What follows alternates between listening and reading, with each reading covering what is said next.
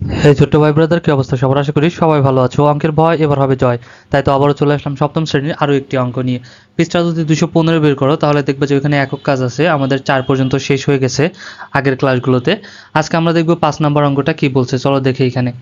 5 নম্বর অঙ্ক বলছে যে স্কেল দিয়ে মেপে 21 সেন্টিমিটার দৈর্ঘ্য এবং 12 সেন্টিমিটার প্রস্থ বিশিষ্ট দুটি কাগজের টুকরো কেটে নাও। এবার কাগজের টুকরার একটি দৈর্ঘ্য বরাবর এবং অপরটিকে প্রস্থ বরাবর রোল বা গোল করে পাকিয়ে দুইটি সমবৃত্তভূমি বেলুন বা সিলিন্ডার তৈরি করো। ওকে, অর্থাৎ আমরা দুটো পেজ নেব, নিয়ে সেটাকে কাটবো, দৈর্ঘ্য বানাবো 21 সেন্টিমিটার আর প্রস্থ বানাবো 12 সেন্টিমিটার। ওকে, তারপর সেই কাগজ দুটোকে আমরা কি করব, রোল করব, অর্থাৎ গোল করব, একটা দৈর্ঘ্য বরাবর একটা প্রস্থ বরাবর। তারপরে সেটা করার পরে আমাদের কি বলছে যে সিলিন্ডারটা তৈরি হবে বা গোল এইটা তৈরি হবে, সমবৃত্ত বেলুন তৈরি হবে। সেইটার আমাদের কি বের করতে হবে। এখন দুটা প্রশ্ন দিছে, দেখো ক নাম্বারে বলছে উভয় সিলিন্ডারের বক্রতলের ক্ষেত্রফল ও আয়তন নির্ণয় করো।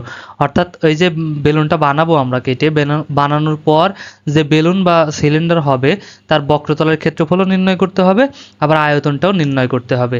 আর 2 নম্বর বলছে উভয় সিলিন্ডারের আয়তনের কোনো পার্থক্য থাকলে থাকলে কেন পার্থক্য হয়েছে তার যুক্তিসহ ব্যাখ্যা করো। ওকে, তো চলো আমরা এক একে সমাধান করি।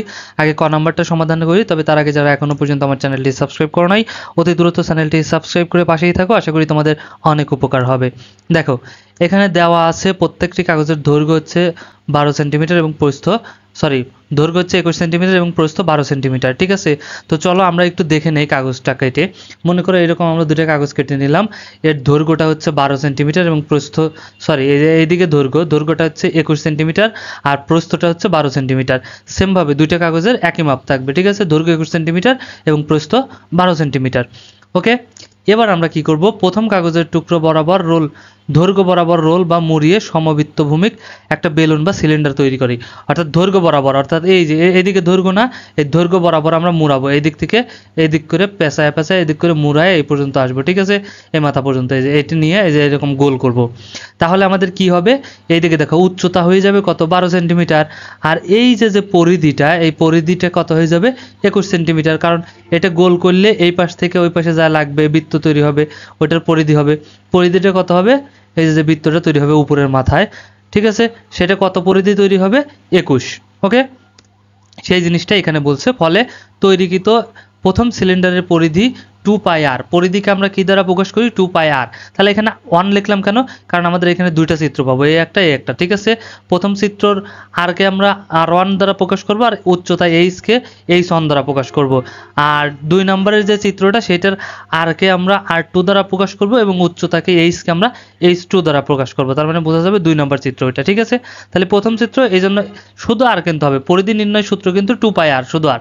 আমরা r1 লিখলাম কেন, কারণ দুইটা চিত্র আছে, দুইটা চিত্রকে ডিফাইন করার জন্য, আলাদা করার জন্য আমরা কি করলাম, 1 লাগাই দিলাম। ঠিক আছে, যাতে বোঝা যায় এটা প্রথম চিত্রের। তাহলে 2πr সমান কত, 21 সেন্টিমিটার, মানে পরিধি। ঠিক আছে, এই যে পরিধিটা তৈরি হলো সেটা হচ্ছে 21 সেন্টিমিটার এবং উচ্চতা, এই যে উপরের দিকে যেটা উচ্চতা তৈরি হলো সেটা হচ্ছে 12 সেন্টিমিটার। ওকে, এবং দেখো দ্বিতীয় কাগজের দৈর্ঘ্য বরাবর রোল বা ভূমির আই এম সরি, এখানে একটু মিস্টেক আছে, এটা দৈর্ঘ্য বরাবর হবে না, এইটা আমরা কি বরাবর করব, এটা আমরা প্রস্থ বরাবর করব। আমার একটু টাইপিং একটু ভুল হয়েছে, একটু বুঝে নিও, এটা প্রস্থ। ঠিক আছে, তাহলে প্রস্থ বরাবর আমরা কি করব, রোল বা মুড়িয়ে সমবৃত্তকে একটি বেলুন বা সিলিন্ডার তৈরি করব। অর্থাৎ এইটাকে এখন কি করব, এই দিকে মুড়াবো। এই দিকে মুড়াইলে কি হবে, লম্বা হয়ে যাবে না, এটা লম্বা হয়ে যাবে। আর এই যে এই পাশে যেটা সেটা কিন্তু মাথায় গোল হবে, ছোট পাশে। ঠিক আছে, তাহলে এখন 12 সেন্টিমিটারে কি হয়ে যাবে, এই যে এই পাশে যদি ঘুরাই, এই পাশে যদি মুড়াই, এই পাশ থেকে এই পাশে নিয়ে এসে মুড়াই, তাহলে এই পাশটাকে গোল মাথা হয়ে যাবে, তাই না? তাহলে ওইটা কত হবে, 12, কারণ এই পাশে 12 মাপ দেওয়া আছে, তাহলে এটার পরিধি কত হবে, 12। আর যেহেতু এইভাবে করছি তাহলে এটার এইদিকে লম্বা হয়ে গেল, তাহলে উচ্চতা কত হয়ে যাবে, 21 সেন্টিমিটার। ঠিক আছে, তাহলে প্রস্থ বরাবর নিলে তো সেটাই জাস্ট আমরা এখন এখানে একটু লিখে নিই। ফলে তৈরিকৃত দ্বিতীয় সিলিন্ডারের পরিধি হবে 2πr। এখানে r2 কেন নিলাম, কারণ দ্বিতীয় চিত্র। ঠিক আছে, আচ্ছা, পরিধি পেলাম কত আমরা, 12 সেন্টিমিটার, আর উচ্চতা পেলাম h2 সমান 21 সেন্টিমিটার। এই যে ঠিক আছে, পেয়ে গেছি কিন্তু। ওকে, এখন আমাদের ক্ষেত্রফল, বক্রতলের ক্ষেত্রফল এবং আয়তন বের করতে আমাদের কি লাগবে? আর এর মান লাগবে। এই জন্য আমরা পরিধি থেকে আর এর মানটা বের করে নেব, ঠিক আছে? এই পরিধি থেকে কিন্তু আর এর মান আমরা খুব সহজেই বের করে ফেলতে পারি। দেখো প্রথম সিলিন্ডারের পরিধি কত আছে? 2 পাই আর, এই যে এখানে দেওয়া ছিল 2 পাই আর সমান কত? 21 সেন্টিমিটার। 2 পাই আর সমান কত? 21 সেন্টিমিটার। ওকে, এখন এইখান থেকে আমরা আর এর মানটা বের করতে পারি, কারণ আর এর মান বের করবো এই জন্য আর কে বাম পাশে রাখবো আর 2 পাইকে আমরা কোন পাশে? ডান পাশে পাঠিয়ে দেবো, ঠিক আছে? আর এর সাথে কি সম্পর্ক ছিল? গুণের সম্পর্ক। তাহলে সমান চিহ্নের ওই পাশে পাঠিয়ে দিলে কি হবে? ভাগ হয়ে যাবে। তাই এই 21 ঠিকই আছে। এই 2 এই এই ভাগ, তাহলে এই পাশে গুণ ছিল, তাহলে এই পাশে আসলে ভাগ হয়ে যাবে, এই ভাগ চিহ্ন। আর এই 2 গুণ এই যে পায়ের মান, পাইটা না লিখে আমি সরাসরি মান লিখে দিলাম, ঠিক আছে? পায়ের মান হচ্ছে 3.1416। ওকে, এখন এইটাকে যদি আমরা 2 দিয়ে এটা পাইকে এটা গুণ করি, গুণ করার পর যত হবে সেটা দিয়ে যদি 21কে ভাগ করি তাহলে আমরা পাই যাব কত? 3.3422 সেন্টিমিটার প্রায়, ঠিক আছে? এটা আমরা আর এর মান পেয়ে যাব প্রথম সিলিন্ডারের। তাহলে প্রথম সিলিন্ডারের বক্রতলের ক্ষেত্রফল আমাদের কত হবে বলো তো? এইখানে বক্রতলের ক্ষেত্রফল নির্ণয় সূত্র হচ্ছে 2 পাই আর এইচ, 2 পাই আর এইচ। তাহলে এখানে আর কেন R1 H1 কেন দিলাম? কারণ এটা প্রথম চিত্রের জন্য করতেছি, ঠিক আছে? এই জন্য 1 দ্বারা বুঝাইছি, আর দ্বিতীয় চিত্রের জন্য 2 দ্বারা বুঝাবো। যেহেতু প্রথম সিলিন্ডারের বক্রতলের ক্ষেত্রফল এই জন্য 2 পাই আর এইচ। তাহলে এখন জাস্ট আমরা খালি যদি মান বসায় দেখে মান বসায় দেই তাহলেই হয়ে যাবে। কিন্তু এখানে পরিধির মান আমাদের আগেই দেওয়া ছিল কত? 21 সেন্টিমিটার। এই জন্য দেখো 2 পাই আর সমান কি? পরিধির মান কত? 2 পাই আর। এই জন্য 2 পাই আর কে আলাদা করে দিলাম, এইচ কে একটু আলাদা করে দিলাম, ঠিক আছে? অঙ্ক করার সুবিধার্থে। এখন 2 পাই আর এর মান আমাদের কত দেওয়া আছে? 21। এই যে 21, এই গুণ এইচ এর মান কত দেওয়া আছে? এইচ 1 সমান আমরা এখানে কত পেয়েছিলাম? এখানে 12। তাহলে হচ্ছে এই 12। তাহলে 21 আর 12কে যদি আমরা গুণ করি হয়ে যাবে 552 বর্গ সেন্টিমিটার। তাহলে আমরা প্রথমে এটার কিন্তু দেখো বক্রতলের ক্ষেত্রফল পেয়ে গেলাম। বক্রতলের ক্ষেত্রফল, এটা হচ্ছে বক্রতলের ক্ষেত্রফল, আমরা পাইলাম কত? 252 বর্গ সেন্টিমিটার। এটা ছিল আমাদের 2 পাই আর এইচ বক্রতলের ক্ষেত্রফল নির্ণয়ের সূত্র। এটাকে জাস্ট আমরা 2 পাই আর এর যেহেতু মান দেওয়া আছে এই জন্য এটুকু আলাদা করে দিলাম আর এইচকে আলাদা রাখলাম। এটুকুর মান 21 ছিল আর এইচ এর মান 12 ছিল। দুটোকে 21 আর 12 গুণ করলে 252 হয়ে যায়, ঠিক আছে? এখন চলো আমরা আয়তন বের করি, ঠিক আছে? আয়তন যদি বের করি তাহলে বুঝতে পারবো। আর এখানে আর এর মান কিন্তু আমরা পাইছি কত? 3.3422, ঠিক আছে? আচ্ছা, তাহলে চলো এবার দেখো, তাহলে প্রথম সিলিন্ডারের আয়তন নির্ণয় সূত্র কি? পাই আর স্কোয়ার এইচ। তাহলে পাই আর স্কোয়ার, আর 1 কেন দিলাম? কারণ এটা প্রথম সিলিন্ডারের এই জন্য 1 দিয়েছি, ঠিক আছে? আচ্ছা, তাহলে পাই আর স্কোয়ার এইচ। এখন জাস্ট আমরা যদি দেখে মান বসাই, পাই হচ্ছে 3.1416 আর এর মান পাইছিলাম আমরা একটু আগেই দেখলাম যে 3.3422, ঠিক আছে? এই স্কোয়ার আছে, এই স্কোয়ার গুণ এইচ 1 সমান আমরা কত পেয়েছিলাম? 12। এই জন্য 12 বসাই দিলাম। এবার আমরা কি করব? গুণ করে দেবো, ঠিক আছে? এই পায়ের মান আর এই 12কে যদি আমরা গুণ করি তাহলে 37.6992 পাই। আর গুণ এইটাকে যদি আমরা স্কোয়ার করি, এই 3.3422 এটার স্কোয়ার মানে কত? এইটাই 2 বার আছে, 3.3422কে আমরা গুণ দেবো আবার এইটা দেবো, অর্থাৎ এইটাকে আবার এটাতে যদি গুণ দেই তাহলে আমরা পেয়ে যাবো 11.1703, ঠিক আছে? এখন এই দুটোকে যদি আমরা গুণ করে দেই তাহলে পেয়ে যাবো 421.11 ঘন সেন্টিমিটার, ঠিক আছে? এটা আমরা আয়তনও কিন্তু পেয়ে গেলাম প্রথম সিলিন্ডারের। এবার চলো দ্বিতীয় সিলিন্ডারের আয়তন বের করি, ঠিক আছে? তাহলে দ্বিতীয় সিলিন্ডারের পরিধি আমরা কত জানি? 2 পাই আর। আর 2 কেন লিখলাম? কারণ দ্বিতীয় সিলিন্ডার। তাহলে এটার পরিধি কত? 12, ঠিক আছে? তাহলে এখন এটার আর এর মান বের করি এখান থেকে, চলো। তাহলে আরটাকে আমরা ডান পাশে রেখে দেবো, ঠিক আছে? আর 2 পাইকে বাম পাশে নিয়ে আসবো, এই পাশে, অর্থাৎ সমান চিহ্নের এই পাশে নিয়ে আসবো।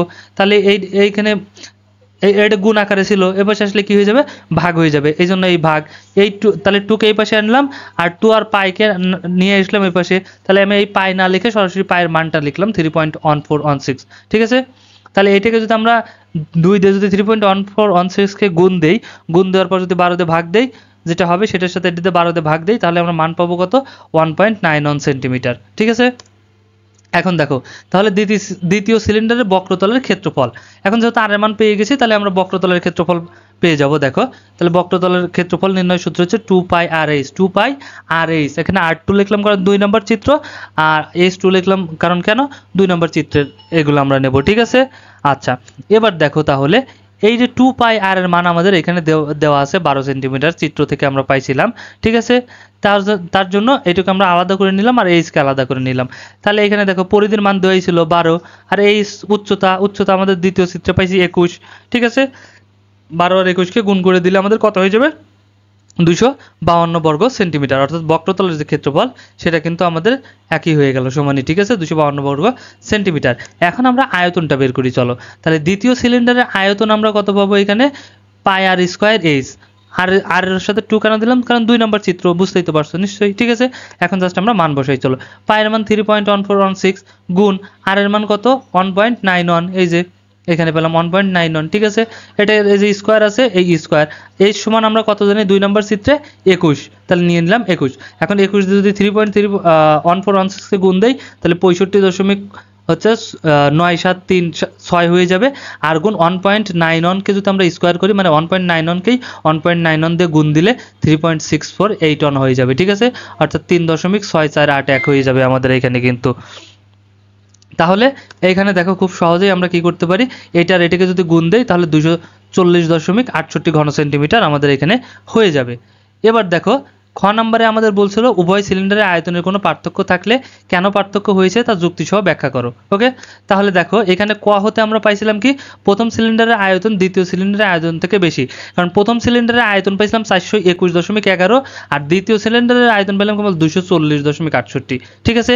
এইটাকে যদি তাহলে দেখো আমরা কারণ কি, কারণ হিসেবে আমরা এখানে ব্যাখ্যা করতে পারি যে আমরা সিলিন্ডারের আয়তন নির্ণয়ের সূত্র পর্যালোচনা করে দেখতে পাই সিলিন্ডারের আয়তন নির্ণয়ের ক্ষেত্রে সিলিন্ডারের ব্যাসার্ধ এর বর্গ ব্যবহৃত হয়।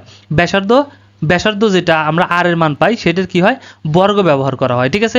আরেকটু ভেঙে দেখা দেয় তাহলে বুঝতে পারবে। এখানে দেখো, এখানে প্রথম সিলিন্ডারের ব্যাসার্ধ হচ্ছে বড় আর দ্বিতীয় সিলিন্ডারের ব্যাসার্ধ হচ্ছে ছোট, ঠিক আছে। আমরা এই ব্যাসার্ধ দুটো থেকেই দেখতে পারি, ঠিক আছে। যদি তাই হয়,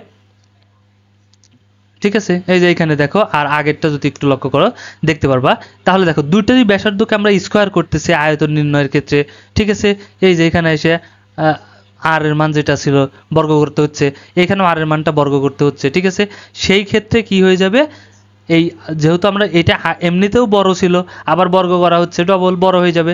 আবার এইটা কি, সরি, এই যে এইখানে আর এর মান যেটা ছোট ছিল একে বর্গ করা হচ্ছে, এও বর্গ হচ্ছে, কিন্তু এটার সাথে তো আর বড় হতে পারছে না, কারণ যেটা বড় ছিল সেটাই বড় থাকবে, ঠিক আছে। এই জন্য যেহেতু আমরা প্রথম সিলিন্ডারের ব্যাসার্ধটা বড় পেয়ে গেছি, এই জন্য প্রথম সিলিন্ডারের আয়তনটাও আমাদের বেশি হয়ে যাচ্ছে, ঠিক আছে। যার ফলে প্রথম সিলিন্ডারের আয়তন দ্বিতীয় সিলিন্ডারের আয়তন থেকে বড় হয়েছে। আশা করি বুঝতে পারছো। আর ভিডিওটা ভালো লাগলে অবশ্যই একটা লাইক দিয়ে দিও, ওকে। আর বন্ধুদের সাথে শেয়ার করতে কিন্তু একদমই ভুলো না। দেখা হচ্ছে নেক্সটে, ততক্ষণ সবাই ভালো থাকো, সুস্থ থাকো, আল্লাহ হাফেজ।